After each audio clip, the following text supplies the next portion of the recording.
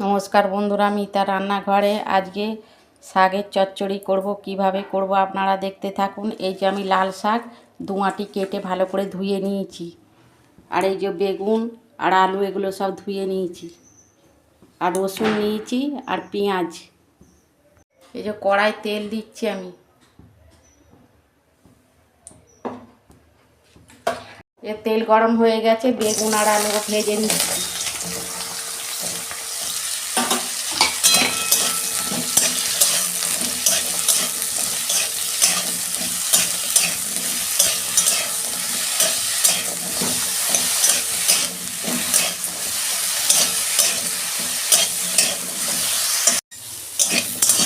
এই যে আমি একটু ভেজে নিয়েছি, শাকটা দিয়ে দিচ্ছি।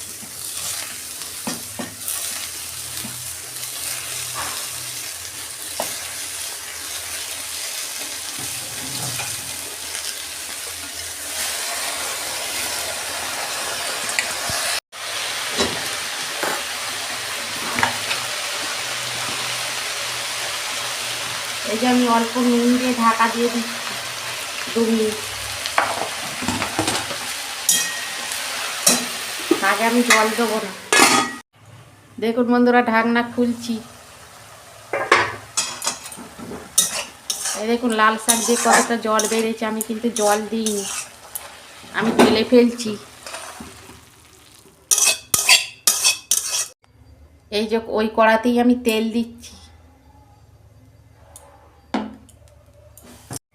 এই যে একটা শুকনো লঙ্কা দিচ্ছি, পেঁয়াজ দিচ্ছি, আর রসুন থেতো করে রেখেছিলাম দিয়ে দিচ্ছি।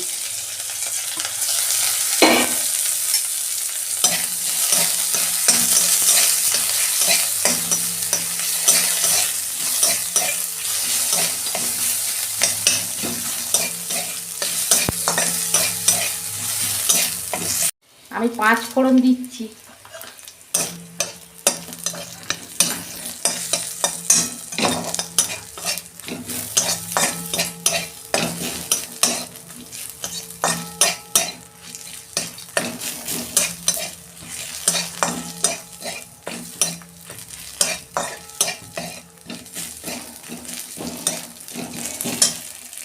এই যে শাকটা দিয়ে দিচ্ছি।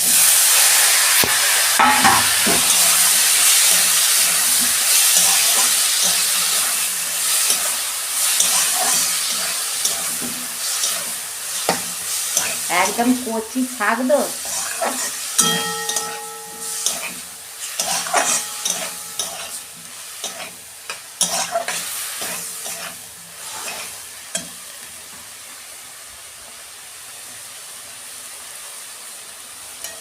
জিরে গুঁড়ো দিয়ে দিচ্ছি, হলুদ দিচ্ছি অল্প,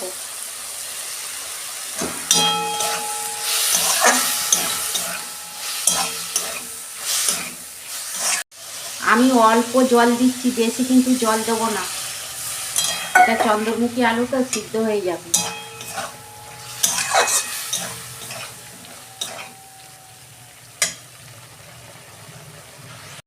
চিনি দিচ্ছি, আমি অল্প চিনি দিচ্ছি।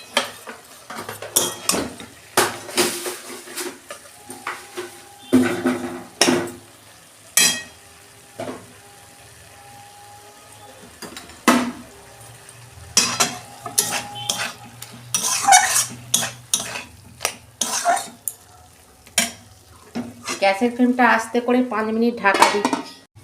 দেখুন বন্ধুরা, ঢাকনা খুলছি।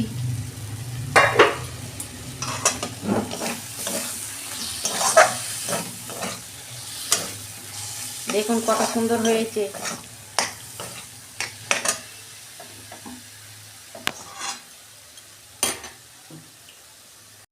এই যে ঢেলে ফেলছি।